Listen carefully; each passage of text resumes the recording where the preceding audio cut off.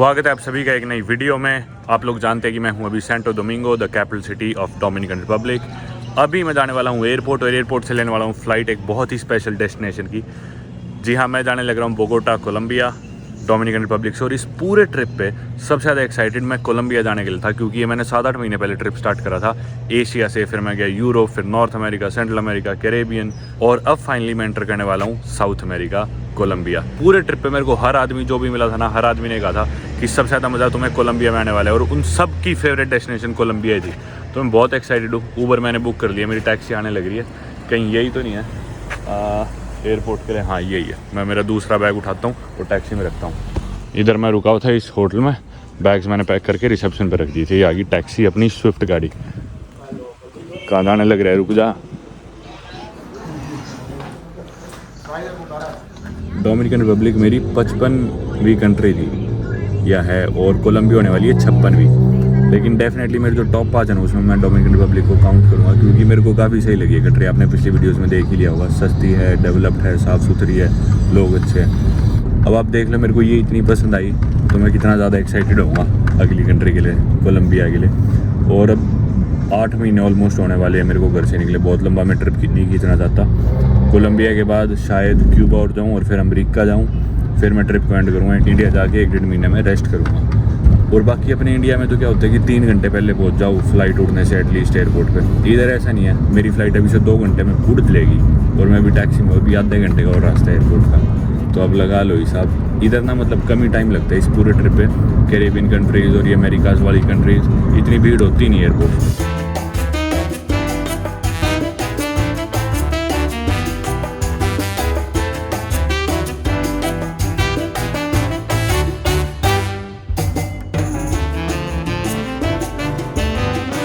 Airport आ गया taxi में, और यहाँ की करेंसी है डोमिनिकन पैसो। एक डोमिनिकन पैसो में इंडिया के 1.5 रुपये होते हैं मोटा मोटी, और एक $1 में 56 डोमिनिकन पैसो अभी के हिसाब से। बाकी स्टेबल है इनकी करेंसी, इन्फ्लेशन नहीं है इतनी ऐसे कुछ।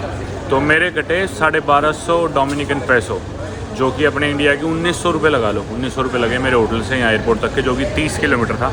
वैसे यहाँ पे ऊबर सस्ती है शहर में आसपास कहीं जाना हो, पर एयरपोर्ट दूर था, तो उस हिसाब से भी कोई ऐसी महंगी नहीं है। मतलब है थोड़ी सी महंगी, बस वगैरह कुछ ले सकता था, पर कोई नहीं। टैक्सी लेके आ गया मैं, और अब करते हैं अंदर चेक इन। मेरी एयरलाइन है अवियांका।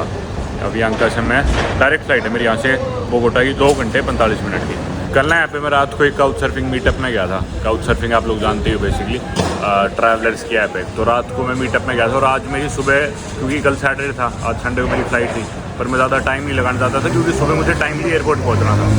तो मैं 1-1.5 घंटे रुकाऊँगा, और वो रात को था मीटअप 10 बजे से। तो उन लोगों के अभी व्हाट्सएप पे मैसेज आ रहे हैं, पहुँच गया। मैं बोला अभी तो मैं एयरपोर्ट पहुँचा हूँ। तो मैंने जल्दी मचा रखी थी। उन्हें लग रहा था कि मेरी सुबह बहुत जल्दी फ्लाइट है, तो वो सोच रहे कोलंबिया कैसा है, कोलंबिया पहुँच गया। मैं बोला मैं अभी एयरपोर्ट आया हूँ। एयरपोर्ट इनका बढ़िया लग रहा है अभी तो, घुसते टाइम मस्त लग रहा है। ये है मेरी 11:45 अवियांका बोगोटा, AV209 31 से 36 गेट्स है अपने। दोस्तों, उम्मीद करता हूँ आपको मेरी डोमिनिकन रिपब्लिक, हाईती और सारे कैरेबियन की वीडियोस काफ़ी पसंद आने लग रही है और आई होगी। अब मैं आपको दिखाने वाला हूँ कोलंबिया। एक साथ ही इंपॉर्टेंट बात मैं डिस्कस करना चाहता था कि पिछले संडे मैंने ट्रैवल से टाइम निकाल के आप सभी लोग जिन्होंने मेरे कोर्स में एनरोल करा था उनके साथ वीडियो कॉल करी थी, और सभी के जो भी डाउट्स रह गए थे अच्छे से 1-to-1 बात करके वो डिस्कस करे। आपको नहीं पता तो मैं आपको बताता हूँ कि जो मैंने कोर्स लॉन्च करा था, हाउ टू गेट पे टू ट्रैवल द वर्ल्ड, जिसमें मैंने सिखाया था कि कैसे आप भी मेरी तरह दुनिया घूम के उससे पैसे कमा सकते हो। और बहुत ही ज़्यादा आप लोगों ने उसमें मेरे को सपोर्ट किया। आप लोगों की इतने मैसेजेस, ईमेल्स आए कि जिन भी लोगों ने वो लिया वो अपनी जर्नी शुरू भी कर चुके, और कैसे वो भी दुनिया घूम रहे, ट्रैवल कर पा रहे हैं, या फिर अभी करने वाले इन दिनों में, क्योंकि 1 महीने पहले ही मैंने लॉन्च किया था, और उसके लिए मेरा शुक्रिया अदा कर रहे हैं। तो मैं भी आप लोगों को थैंक यू बोलना चाहूँगा कि आप लोगों ने इतना भरोसा दिखाया। मैंने प्रॉमिस करा था शुरू में कि जो 300 लोग एनरोल करेंगे उनको मैं 1000 रुपये में कोर्स बेच रहा था, लेकिन मैंने प्राइस बढ़ा के 2000 रुपये कर दिया था। 300 जैसे अपनी पूरे हुए। लेकिन एक खुशखबरी है कि कुछ दिनों के लिए वापस मैंने 1000 रुपये रेट कर दिया उसका, तो आप लोग जाके वो कोर्स खरीद सकते हो, और आप भी मेरी तरह दुनिया घूम के पैसे कमा सकते हो। इसमें मैंने सारे एक्सपीरियंसेस जो भी मेरी ट्रैवल लाइफ के थे, सब कुछ अच्छे से डिटेल में समझाए। 1.5-2 घंटे का रिकॉर्डेड कोर्स है, आप ये देखोगे। उसके बाद मैं आपके साथ लाइव सेशन करूँगा ट्रैवल से टाइम निकाल के, जैसे मैंने संडे को करा। इंडिया आती टाइम निकाल के मैं आपके साथ फिजिकल मीटअप भी करूँगा। आप लोग मेरे से मिलना चाहते हो, ट्रैवलिंग से रिलेटेड, पैसे कमाने से रिलेटेड कोई भी सवाल जवाब है, वो मैं आपके डाउट्स अच्छे से क्लियर करने वाला हूँ। ब्रांड क्रिएशन, स्पॉन्सरशिप्स, ब्रांड कितना पैसा देती है, यूट्यूब कितना देता है, सोशल मीडिया प्लेटफॉर्म्स कितने देते हैं, और अगर आपको सोशल मीडिया इंटरनेट पे नहीं भी आना तो भी आप कैसे ट्रैवल करके पैसे कमा सकते हो, ये सारी चीज़ें मैंने अपने उस कोर्स में कवर करी है। और बाकी जो मैं आपके साथ फिजिकली या वर्चुअल मीटअप्स करता हूँ उसमें अच्छे से कवर हो जाएंगी। तो आप भी मेरी इस जर्नी का पार्ट बनने के लिए मेरी वेबसाइट passengerparamveer.com पे जाके वो कोर्स खरीद सकते हैं। किसी और वेबसाइट पे मत जाइएगा, काफ़ी स्कैम भी चल रहे हैं। तो मैं लिंक डाल दूंगा डिस्क्रिप्शन में और पिन कमेंट में, आप वहाँ पे जाके एनरोल कर सकते हो। और आप लोगों ने हमेशा मेरे पे भरोसा दिखाया और यकीन दिखाया, उसी तरह जितना अच्छा कंटेंट मैं बनाने की आप लोगों की कोशिश करता हूँ, उससे कई गुना ज़्यादा मेहनत करके मैंने वो कोर्स डिज़ाइन करा है। और आप लोगों को भी कैसे मैंने दुनिया घूमी और पैसे कमाए, ये सारी जर्नी सिखाने वाला हूँ। एक और चीज़ कि कुछ लोग लास्ट संडे को मीटिंग ज्वाइन नहीं कर पाए थे, तो मेक श्योर जब भी आप रजिस्टर करो तो ईमेल देखते रहना, क्योंकि ईमेल के जरिए ही मैं इन्फॉर्म करता हूँ कि अगली अपन फिजिकल मीटिंग या लाइव सेशन कब रखेंगे। इनके एयरपोर्ट पर तो बाकी भाई भीड़ है, देखते हैं अपने काउंटर पे कितनी का, 31 से 36 यही है ना, इतनी तो नहीं है, सही है, जाते ही हो जाएगा। मेरे को उम्मीद नहीं थी, मैंने आपको दिखाया कुछ लोग तो खड़े थे काउंटर पे, पर वो सारे एक ही काउंटर पे थे, खूब सारे बैग्स थे उनके। मेरे को जाते ही सीधा बोले, मैं लाइन में लगा भी था, दूर से बोले आ जा 5 मिनट में हो गया। बस वो वीज़ा चेक करा, अमेरिकन वीज़ा था मेरे पास, जिसके बेसिस में जा रहा हूँ, और उन्होंने मांगी एग्जिट फ़्लाइट कोलंबिया से, तो मैंने करा रखी थी टिकट, जो मैंने दिखा दी। बाकी ये सारी कंट्रीज़ में अमेरिकन वीज़ा पे ही ट्रैवल कर पाया हूँ, सेंट्रल अमेरिकन सारा, कैरेबियन सारा। और अगर नहीं है ये वीज़ा आपके पास, Schengen visa, UK visa, Canada या अमेरिकन वीज़ा, तो बहुत ज़्यादा परेशानी होगी आपको इधर घूमने में, क्योंकि फिर तब आपको हर एक देश का वीज़ा लेना पड़ेगा इंडिया एम्बेसी से, और बहुत कॉम्प्लिकेटेड प्रोसेस होता है वो यार, दुखी होने वाली बात है। ऐसे तो बिल्कुल मत आना अलग अलग वीज़ा लेके।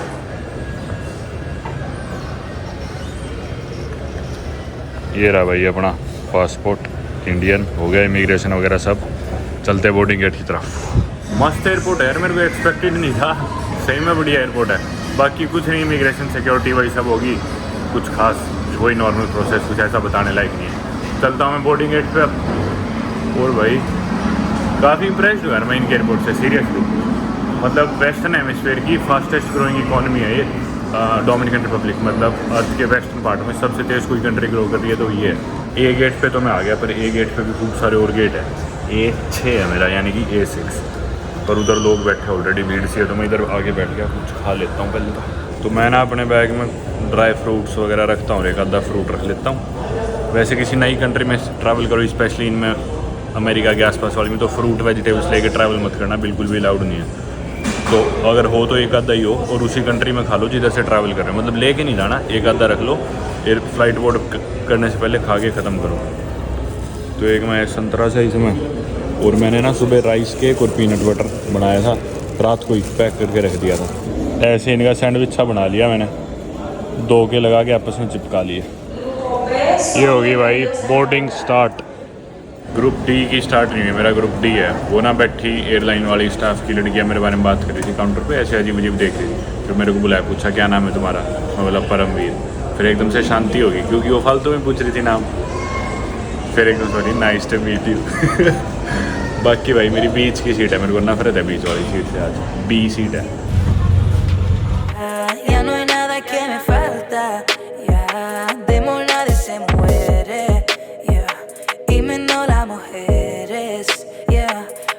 Que no quiero más, ya no hay nada que me falta.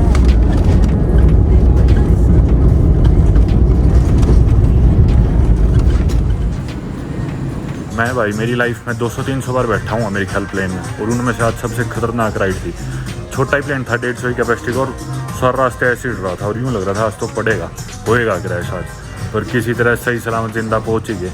यहाँ पे ना थोड़ा कोविड का दोबारा है कोलंबिया में। फ़्लाइट बोर्ड करते टाइम इन्होंने वैक्सीनेशन मांगी थी, और इधर इमिग्रेशन पे ही मांगेंगे। उस बहुत टाइम बाद मैंने देखा किसी फ़्लाइट में मास्क कंपलसरी था, मास्क लगा के बैठे थे सारे। अभी तो उतार सकते हैं शायद, या पता नहीं, इधर एयरपोर्ट पर भी कंपलसरी है कोलंबिया में, पता नहीं। इमिग्रेशन पे चलते और फिर लेते हैं अपना बैग और निकलते हैं बाहर शहर की तरफ। प्लेन ना बिल्कुल फुल आया था, और मैंने जब टिकट कराई थी ना, तो उसमें एक ही सीट बची थी, और आखिरी की सीट थी मेरी, वो भी बीच वाली, सबसे गंदी जो सीट होती है पूरे प्लेन में। तो सारा टाइम ऐसे बैठा रहा, गर्दन भी अकड़ेगी और कमर भी, पैर भी, क्योंकि ना पैर फिटा रहे थे ना गर्दन। अब थोड़ा सा स्ट्रेच हुआ है शरीर, चलते हैं। बाकी कोलंबिया में ना कोई कार्निवल सा चल रहा है शायद, मैंने स्टोरीज देखी थी मेरे दोस्तों की। ट्रैवल के टाइम ये है, दोस्तों बन जाते हैं पूरी दुनिया में हर जगह के। तो मतलब ट्रैवलर्स ही थे वो भी, अलग अलग लोग कोलंबिया में अलग अलग जगह ट्रैवल कर रहे हो। इमिग्रेशन होगी भाई काफ़ी स्मूथली, मतलब वैसे तो लाइन लगी हुई थी, पर एक लेडी आई, उसने मेरे को अलग से निकाल के साइड में लेगी, उधर लाइन कम थी, बिल्कुल खाली काउंटर पे लेगी होगी, तभी होगी।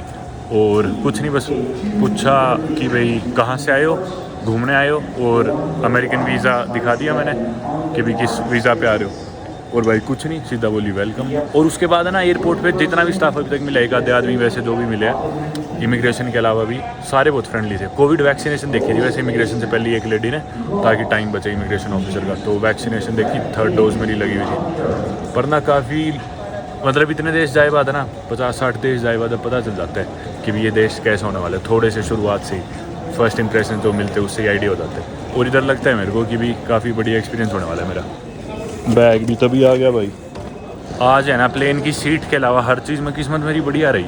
जाती एयरलाइन में भी चेक इन तभी हो गया, सब कुछ जल्दी जल्दी होता गया भाई। और हाँ मैं यूँ कह रहा था, मतलब जिस जगह पे ना, क्योंकि ये लोग पब्लिक से डील करते हैं सारा दिन एयरपोर्ट वाले, तो ये आमतौर पे परेशान ही रहते हैं। पर जिस देश में यहाँ के इस तरह के लोग भी इतना अच्छे से बात करें, ट्रीट करें, तो डेफिनेटली उस देश के लोग बहुत अच्छे होने वाले। आप देखो, आप कभी बैंक में जाओगे SBI में, तो कितनी भीड़ बढ़ा के वो भी तंग होते हैं स्टाफ वाले, पर कोई आदमी उधर भी आपसे ढंग से बात करे स्टाफ का, तो इसका मतलब वो genuinely out of the way जाके आपकी मदद करना चाह रहा है। कस्टम्स भी हो गया भाई, और मस्त एयरपोर्ट है यार इनका तो। पर ना एक दिक्कत है, वाईफाई इधर 30 मिनट फ्री है। और पता है क्या हुआ, मैं ना अभी टैक्सी देख रहा था जिधर मेरे को जाना उस जगह की, कि भाई ऊबर बहुत महंगी हो तो मैं बस लूँ, पब्लिक ट्रांसपोर्ट। पर मैंने ऊबर देखी, वो दिखा रहा था 27,000 कोलंबियन पैसो, यहाँ की जो करेंसी है कोलंबियन पैसो। एक $US में होते हैं 4.5 पौने 5 हज़ार के करीब कोलंबियन पैसो, और एक इंडियन रुपये में 60 कोलंबियन पैसो, यानी कि अपनी करेंसी इनसे भी कई गुना स्ट्रॉन्ग है। तो वो है 27,000 कुछ, मैं डर गया, मैंने सोचा छोड़ो क्या टैक्सी लेनी, पर मैंने कन्वर्ट करा तो अपने इंडिया के 450 कुछ रुपये बने वो, तो ऊबर ही ले लेंगे भाई। ऊबर मैंने करा ली थी नीचे से, लेकिन वो बोला कि ना ऊपर वाले फ्लोर पे आ जाओ, पता नहीं क्यों 2nd फ्लोर पे, तो ऊपर आ गया मैं। बाकी मैंने देखा वो जगह ना यहाँ से 32-33 मिनट दूर है, गूगल मैप से देखा भी 14-15 किलोमीटर है, और वही 27-28 हज़ार कोलंबियन पैसों की हुई है, यानी कि इंडिया के 400 कुछ रुपये। हाय हाय मस्त मौसम है। आ गया मैं बाहर, गाड़ी वाला भी लोकेशन तो यहीं दिखा रहा है, 571 है नंबर एंड में, ये रहा।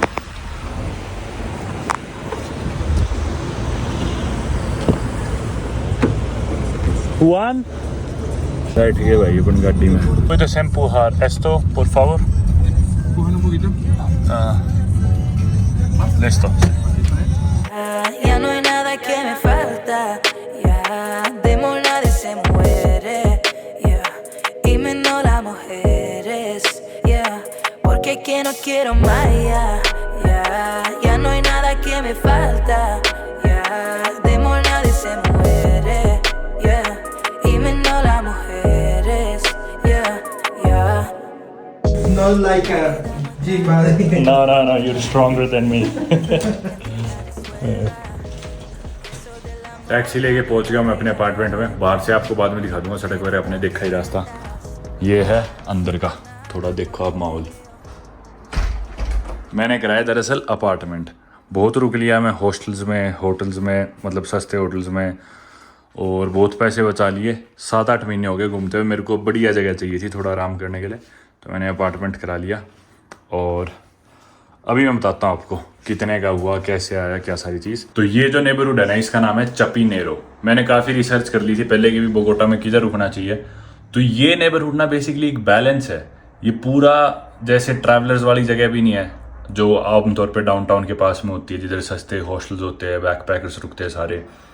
पर उन एरियाज में कुछ परेशानी भी होती है, दिक्कतें भी होती है, कि जैसे कि मतलब शोर शराबा ज़्यादा होता है उधर, और मतलब बहुत ज़्यादा ही चिल वाइब सी होती है, और लोकल कल्चर इतना नहीं दिखता उन एरियाज में क्योंकि टूरिस्ट ज़्यादा होते हैं। फिर एक एरिया था जो कि बहुत ही मॉडर्न था, अमीर लोगों का एरिया था, उधर रुकने का ही फायदा नहीं, वो महंगी बिल्डिंग सारी एक जैसी होती है। ये जो एरिया है ना, ये बेसिकली एक बैलेंस है। यूँ लगा लो, इधर वो कैफेज रेस्टोरेंट्स भी मिलेंगे, होटल्स, थोड़े टूरिस्ट भी दिखेंगे, लोकल्स भी दिखेंगे, अमीर लोग भी दिखेंगे, और सेफ्टी भी है साथ ही साथ। तो मैंने ढूंढ ढांड के ये एरिया मैंने डिसाइड करा, इस एरिया मेरे को अपार्टमेंट मिला, और हालांकि काफ़ी अच्छा अपार्टमेंट है ये अपार्टमेंट। अगर किसी कैरेबियन कंट्री में होता, जिन देशों में मैं सेंट्रल अमेरिका के बाद गया था और इधर आने से पहले, तो इसकी कीमत मेरे ख्याल से होती एक दिन के 20,000 रुपये, 20-25,000 रुपये।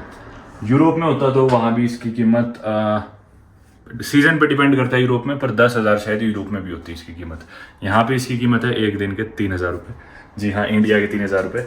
तो जब मैंने पैसे पे करे, क्रिस्ट वो भाई था, उसका नाम भूल गया मैं, काउंटर पे जो था, तो उसने काटे 3,60,000 कोलंबियन पैसो जो कि अपने इंडिया के 6,000 रुपये।